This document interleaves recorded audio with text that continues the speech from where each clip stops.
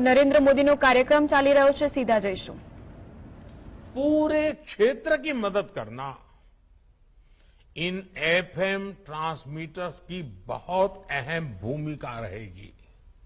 इसके अलावा एफएम की जो इंफोटेनमेंट वैल्यू है वो तो होगी ही, साथियों हमारी सरकार निरंतर इसी तरह टेक्नोलॉजी के लोकतांत्रिकरण, डेमोक्रेटाइजेशन इसके लिए काम कर रही है। भारत अपने सामर्थ्य का पूरा इस्तेमाल कर पाए, इसके लिए जरूरी है कि किसी भी भारतीय के पास अवसरों की कमी न हो। आधुनिक टेक्नोलॉजी को सभी के लिए एक्सेसिबल बनाना, एफोर्डेबल बनाना इसका बहुत बड़ा माध्यम है। आज भारत में जिस तरह गांव-गांव तक ऑप्टिकल फाइबर पहुंचाया जा रहा है, मोबाइल और मोबाइल डेटा दोनों की कीमत इतनी कम हुई है, उसने एक्सेस टू इंफॉर्मेशन को बहुत आसान बना दिया है। आजकल हम देखते हैं देश के कोने कोने में, गांव-गांव में नए डिजिटल एंटरप्रेन्योर्स बन रहे हैं।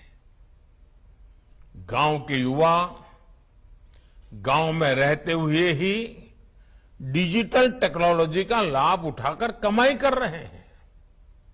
इसी तरह जब हमारे छोटे दुकानदारों को, रेहड़ी पटरी वाले साथियों को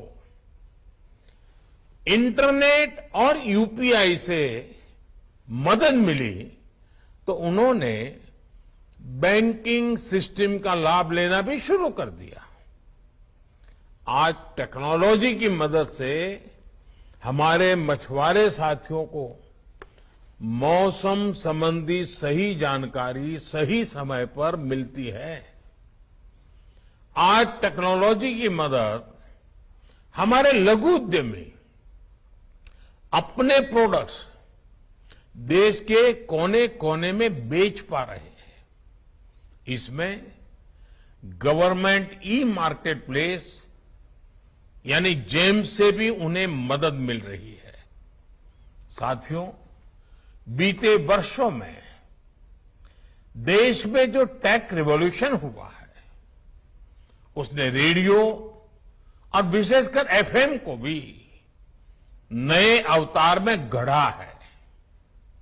इंटरनेट के कारण रेडियो पिछड़ा नहीं, बल्कि ऑनलाइन एफएम के जरिए, पॉडकास्ट के जरिए इनोवेटिव तरीके से सामने उभर करके आया है।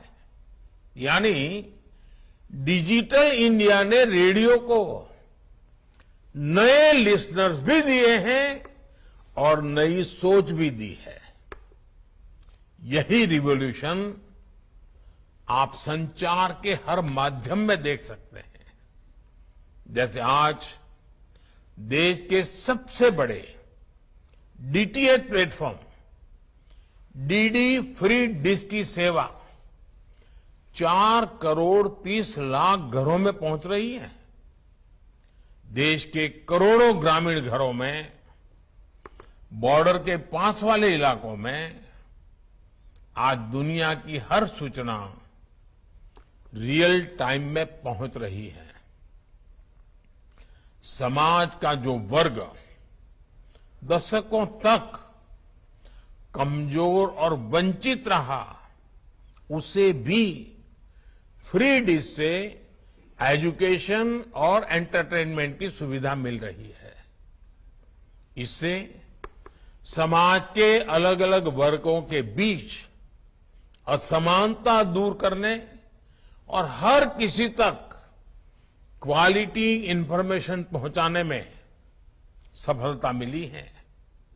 आज डीटीएच चैनलों पर विभिन्न प्रकार के एजुकेशन कोर्सेज उपलब्ध है। एक से बढ़कर एक यूनिवर्सिटी का ज्ञान सीधे आपके घर तक पहुंच रहा है। कोरोना काल में इसने देश के करोड़ों विद्यार्थियों की बहुत मदद की है।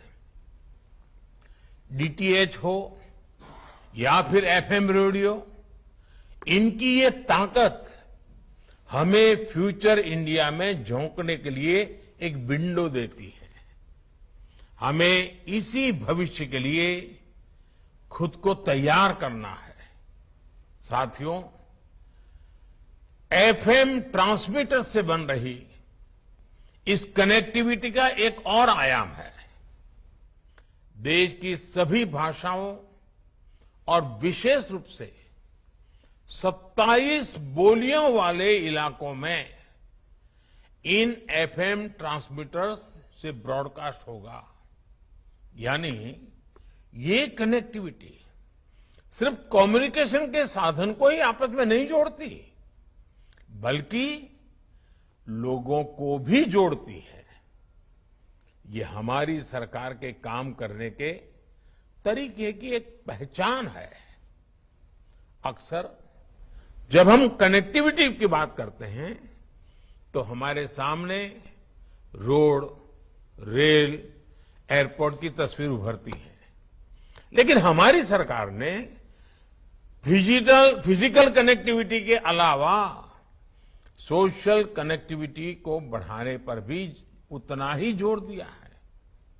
हमारी सरकार कल्चरल कनेक्टिविटी और इंटेलेक्चुअल कनेक्टिविटी को भी लगातार मजबूत कर रही है।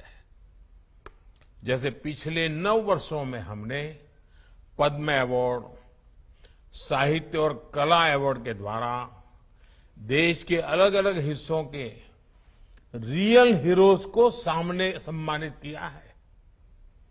पहले की तरह पद्म सम्मान सिफारिश के आधार पर नहीं, बल्कि देश और समाज की सेवा के आधार पर दिया जाता है।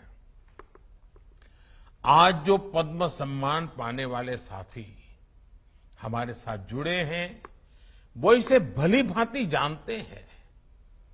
देश के अलग अलग हिस्सों में तीर्थ स्थलों, धार्मिक स्थानों का कायाकल्प होने के बाद एक राज्य का व्यक्ति दूसरे राज्य में जा रहा है। पर्यटन स्थलों पर लोगों की बढ़ती संख्या देश में कल्चरल कनेक्टिविटी बढ़ाने का प्रमाण है।